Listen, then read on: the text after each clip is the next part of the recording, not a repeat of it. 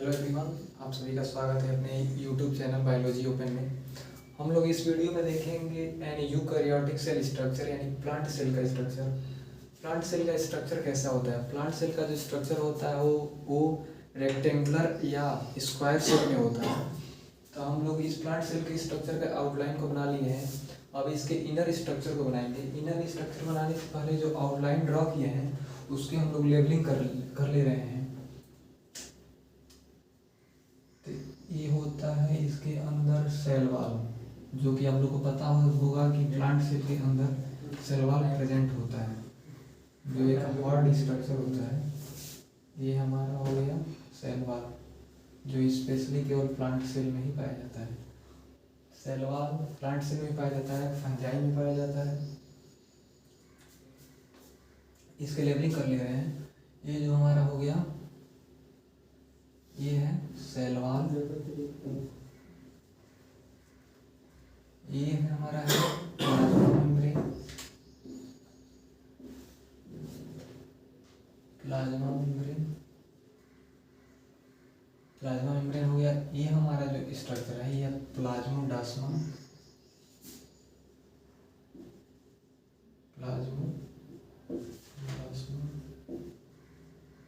ये जो वर्ड है ना प्लाज्मोडास्मा, ये सिंगुलर नंबर होता है, और इसका प्लूरल नंबर होता है प्लाज्मोडास्माटा। तो ये हमारा हो गया प्लाज्मोडास्मा। और इसके इनर स्ट्रक्चर को हम लोग बना रहे हैं, जो कि देखिए सेल के अंदर ये हमारा हो गया न्यूक्लियस। न्यूक्लियस में हमारा डबल मेम्ब्रेनस होता है।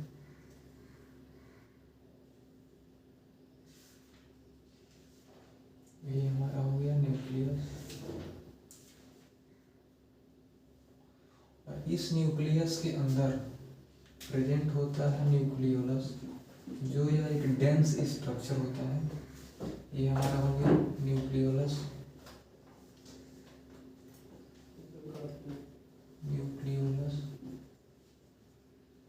और इसी न्यूक्लियस के अंदर हमारा जेनेटिक मटेरियल डीएनए प्रेजेंट होता है। यानी यूकैरियोटिक सेल में जो हमारा डीएनए होता है वो लीनियर शेप में होता है। जेनेटिक मटेरियल यानी डीएनए बहुत सारे ऐसे ऑर्गेनिज्म जिसे बोल सकते हैं उनमें होता है जो जेनेटिक मटेरियल, वो आरएनए भी हो जाता है। आरएनए जेनेटिक मटेरियल है जो किसमें होता है? एक होता है टीएमवी यानी टोबैको मोजाइक वायरस, और एक होता है क्यूबी बैक्टीरियोफेज, उसमें भी हमारा आरएनए जो जेनेटिक मटेरियल होता है। कोविड आया था, उसका भी जेनेटिक मटेरियल आरएनए ही था। एक होता है रेट्रो वायरस जो एड्स का वायरस होता है, उसमें भी जेनेटिक मटेरियल आरएनए ही होता है। और एक होता है रेट्रो वायरस, हाँ, उसमें भी जेनेटिक मटेरियल हमारा आरएनए ही होता है। इन सारे जितना का हमने नाम बताया उन सब में जेनेटिक मटेरियल आरएनए ही होता है। और एक स्ट्रक्चर होता है राइनो वायरस, जिसकी वजह से कॉमन कोल्ड होता है, उसमें भी हमारा जेनेटिक मटेरियल आरएनए ही होता है। तो इस सब के बारे में हम लोग अलग से एक वीडियो बनाएंगे जिसके बारे में देखेंगे। लेकिन हम लोग यहाँ पे स्पेशली देख रहे हैं प्लांट सेल का स्ट्रक्चर, तो हम लोग इसी के बारे में बात कर रहे हैं। और इसके अंदर हो गया हमारा न्यूक्लियोप्लाज्म। और ये जो हमारा सेल है, सेल के अंदर होता है साइटोप्लाज्म। इस साइटोप्लाज्म में बहुत सारे ऑर्गेनेल्स होते हैं। हमारा साइटोप्लाज्म बनता कैसे है? एक हमारा जो साइटोप्लाज्म होता है, साइटोप्लाज्म, ये हमारा साइटोप्लाज्म बनता है साइटोसोल और सेल ऑर्गेनेल्स, इसको हिंदी में बोला जाता है कोशिकांग। साइटोसोल होता है, स्पेशली आप लोगों ने एक वर्ड सुना होगा ग्लाइकोलिसिस। जनरली बोला जाता है कि जो ग्लाइकोलिसिस होता है वो साइटोप्लाज्म में चलता है, लेकिन जो स्टैंडर्ड बुक में जब आप लोग देखेंगे तो उसमें ग्लाइकोलिसिस को बताया है कि जो हमारा साइटोसोल में चलता है। और मतलब कहा जाए प्योरली करेक्ट यही है, हमारा जो ग्लाइकोलिसिस होता है वो साइटोसोल में ही चलता है। 1 नंबर 2 नंबर करके मतलब कंपटीशन एग्जाम में पूछ भी दिया जाता है कि और जिससे और इसमें ऑप्शन साइटोसोल ना दिया हो तो आप लोग साइटोप्लाज्म पर ही टिक लगाएंगे। लेकिन अगर देखा जाए स्टैंडर्ड मतलब हायर एजुकेशन में जैसा देखा जाता है तो ग्लाइकोलिसिस बताया जाता है कि साइटोसोल में ही चलता है। तो ये हमारा साइटोप्लाज्म के अंदर साइटोप्लाज्म बनाता है साइटोप्लाज्म सेल ऑर्गेनेल से, और सेल के अंदर यानी साइटोप्लाज्म में देखेंगे कौन कौन सा सेल ऑर्गेनेल्स हैं। तो हम लोग यहाँ पे बना रहे हैं पहले प्लांट सेल के अंदर एक फीचर है जिसमें इसमें लार्ज वैक्यूल्स प्रेजेंट होता है। तो हम लोग इसको में बना दे रहे हैं लार्ज वैक्यूल्स वैक्यूल्स वैक्यूल्स और इसके अंदर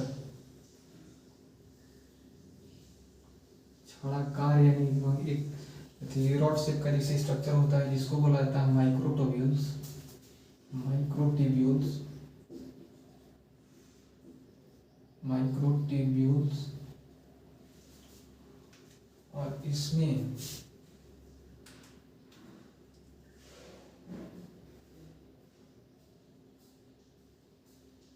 ऐसे करके स्ट्रक्चर प्रेजेंट होता है।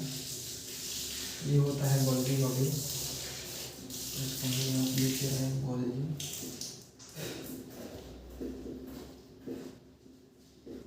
बॉडी। और इसी साइटोप्लाज्म के अंदर माइटोकॉन्ड्रिया पाया जाता है। जो हमारा माइटोकॉन्ड्रिया होता है डबल मेम्ब्रेनस स्ट्रक्चर होता है, यानी इसके पास आउटर मेम्ब्रेन भी होगा इनर मेम्ब्रेन भी होगा। जो हमारा इनर मेम्ब्रेन होता है वो अपना फोल्डिंग करके क्रिस्टी का फॉर्मेशन कर लेता है, और जो हमारा इनर मेम्ब्रेन होता है ना इसी पे ईटीएस इलेक्ट्रॉन ट्रांसपोर्ट सिस्टम या इसी को ईटीसी बोला जाता है, इलेक्ट्रॉन ट्रांसपोर्ट चैन, वो इनर मेम्ब्रेन के माइटोकॉन्ड्रिया के इनर मेम्ब्रेन पे ही चलता है। तो इसके बारे में हम लोग इसे अलग से देखेंगे, लेकिन यहाँ पे इनर मेम्ब्रेन वर्ड आया तो हम लोग बता दिए कि इसी पे सीटीएस होता है। ये हमारा माइटोकॉन्ड्रिया हो गया, और इसके अंदर को ये जो होता है इसको मैट्रिक्स बोला जाता है, माइटोकॉन्ड्रियम पाया जाता है। और प्लांट सेल है तो इसमें स्पेशली एक चीज़ होगा वो क्लोरोप्लास्ट पाया जाएगा। तो यहाँ पे हम क्लोरोप्लास्ट बना दे रहे हैं। क्लोरोप्लास्ट भी डबल मेम्ब्रेनस स्ट्रक्चर होता है, इसके पास दो मेम्ब्रेन होगा, आउटर मेम्ब्रेन और इनर मेम्ब्रेन। और इस क्लोरोप्लास्ट के अंदर क्वाइंस यानी सिक्के के आकार का स्ट्रक्चर होता है। एक क्वाइंस को थैलाक्वाइड बोला जाता है, और पूरे ही सिक्के की ढेर को यानी कंप्लीटली इस पूरे को बोला जाएगा ग्रेना, जिसमें हमारा लाइट रिएक्शन चलता है। और इसके अंदर हो जाता है ये इसको बोला जाता है स्ट्रोमा, जो ये लिक्विड होता है ना इसमें चलता है हमारा डार्क रिएक्शन। तो इसके बारे में पूरी तरह से नहीं जानेंगे, यहाँ पे हम बना दे रहे हैं ये। और ये जो अलग जैसे ग्रेना को जोड़ता है इसको बोला जाता है स्ट्रोमा लैमेलिन। ये हमारा हो गया क्लोरोप्लास्ट।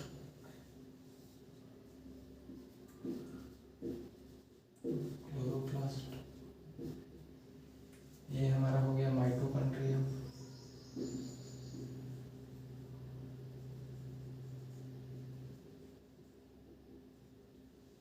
माइटोकॉन्ड्रिया को power house of the cell बोला जाता है, क्योंकि जितने भी सेल्स सेल ऑर्गेनेल्स होते हैं ना उनको जैसे ये क्या करता है पूरे को एनर्जी प्रोवाइड करने का कार्य करता है। माइटोकॉन्ड्रिया को power house of the cell बोला जाता है। और इसमें ये जो क्योंकि ये प्लांट सेल है इसमें एक सेल ऑर्गेनेल्स होता है सेंट्रियोल, जो कि मतलब इसमें नहीं पाया जाता है प्लांट सेल के अंदर, तो हम लोग इसको इसमें नहीं बनाएंगे। तो हमारा देखा जाए तो मतलब ये प्लांट सेल का स्ट्रक्चर हो गया लगभग। और इसमें एक छूट रहा है, देखिए यहाँ पे मतलब एक स्ट्रक्चर प्रेजेंट होता है जिसको बोला जाता है एंडोप्लाज्मिक रेटिकुलम।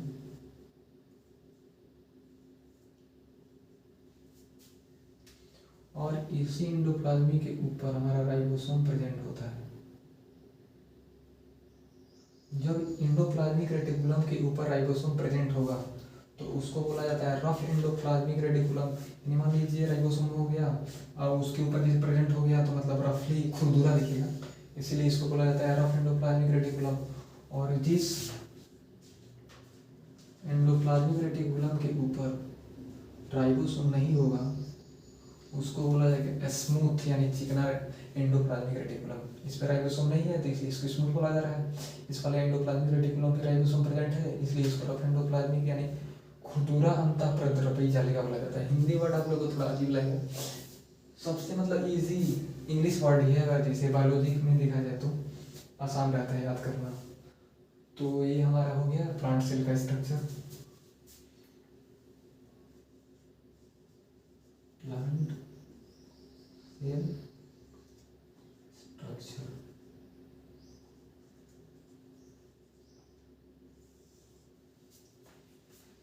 इसका आप लोग स्क्रीनशॉट ले लिए, इसको प्रैक्टिस करिएगा तो 2-3 बार प्रैक्टिस कर देंगे तो आप लोग को भी मतलब आसानी से इजीली बना सकते हैं इसको भी। अब हम लोग जो इसके नेक्स्ट वीडियो में देखेंगे वो हमारे जितने भी हम सेल ऑर्गेनेल्स लिखे हैं ना, माइटोकॉन्ड्रिया, क्लोरोप्लास्ट, एंडोप्लाज्मिक रेटिकुलम, ये है वैक्यूल्स, इसके बारे में देखेंगे। न्यूक्लियस है, न्यूक्लियस के बारे में भी देखेंगे। ये भी डबल मेम्ब्रेनस स्ट्रक्चर होता है। माइटोकॉन्ड्रिया डबल मेम्ब्रेनस स्ट्रक्चर होता है। क्लोरोप्लास्ट डबल मेम्ब्रेनस स्ट्रक्चर होता है। आप स्क्रीनशॉट ले लीजिए, हम लिख दे कौन कौन सा नॉन मेम्ब्रेनस होता है, कौन सिंगल मेम्ब्रेनस होता है, कौन डबल मेम्ब्रेनस होता है। आप लोग इसके स्क्रीनशॉट ले लीजिए। ये अब हम लोग देख रहे हैं कौन सा सेल ऑर्गेनेल्स यानी कौन सा कोशिका सिंगल मेम्ब्रेनस होगा, कौन सा नॉन मेम्ब्रेनस होगा, कौन डबल मेम्ब्रेनस होगा।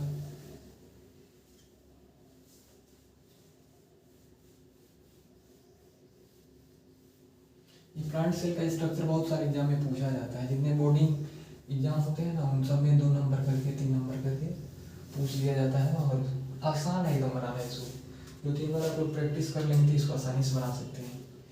तो आइए हम लोग जिसे देख ले रहे हैं कौन कौन सा जो स्ट्रक्चर है नॉन मेम्ब्रेनस होता है, कौन सा सिंगल मेम्ब्रेनस होता है, कौन डबल मेम्ब्रेनस होगा। पहले हम लोग लिख रहे हैं non membranous structure. Non membranous structure. Non membranous structure हमने कौन कौन सा बताया? Ribosome, centrosome, inclusion body, nucleolus. Ribosome,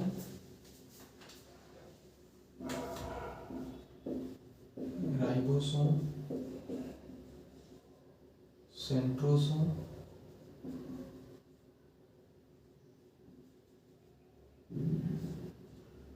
और एक हो जाता है इंक्लूजन बॉडी,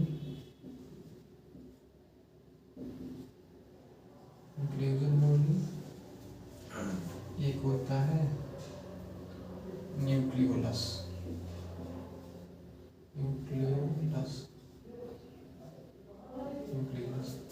ये जो 4 स्ट्रक्चर हैं ये हमारे होते हैं नॉन मेम्ब्रेनस स्ट्रक्चर। अब हम लोग देख लेते हैं, स्क्रीनशॉट ले लीजिए इसका, यहाँ नोट डाउन करते रहिएगा। और हम लोग देख ले रहे हैं single membranous structure.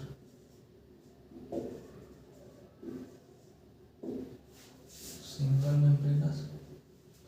Membranes structure कौन कौन सा होता है? Lysosome, peroxisome, glyoxysome, microbodies, vacuoles. कौन कौन सा? लाइसोसोम, पैराक्सीसोम, याद करते रहिए साथ साथ। लाइसोसोम, पैराक्सीसोम, ग्लाइऑक्सीसोम, माइक्रोबॉडीज और वैक्यूल्स। लाइसोसोम,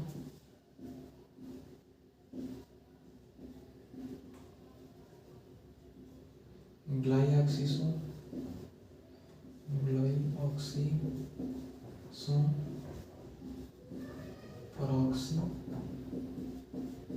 पैराक्सीसोम,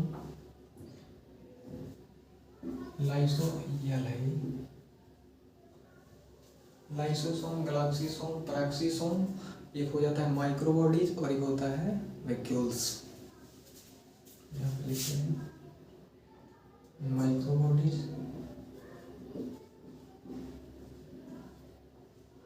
और वैक्यूल्स। ये जो 5 होते हैं ये सिंगल मेम्ब्रेनस स्ट्रक्चर होते हैं। इसका भी स्क्रीनशॉट लीजिए। और देख रहे हैं डबल मेम्ब्रेनस कौन कौन सा होता है। ये सब हमारे सेल ऑर्गेनेल्स के बारे में एक एक के बारे में एकदम बहुत अच्छी तरह से पढ़ेंगे।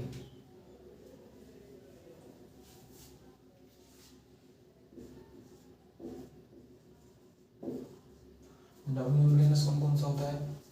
Mitochondria, chloroplast, nucleus. 3 याद करिएगा, 3 डबल मेम्ब्रेनस स्ट्रक्चर होते हैं।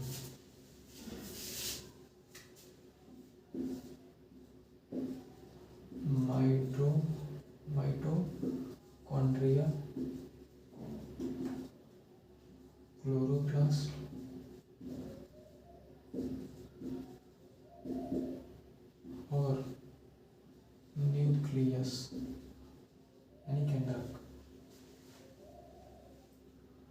हमने जितने भी मतलब सेल ऑर्गेनेल्स को बताया उन सारे को नेक्स्ट वीडियो में देखेंगे। एक एक के बारे में बहुत अच्छी तरह से पढ़ेंगे हम लोग। जितने भी सेल ऑर्गेनेल्स हैं सबके बारे में बहुत अच्छे से पढ़ेंगे। कोई भी एग्जाम होगा आप लोग इजीली अपने लैंग्वेज में उसको लिख सकते हैं। तो इस वीडियो में इतना ही, मिलते हैं नेक्स्ट वीडियो में, तब तक के लिए बाय।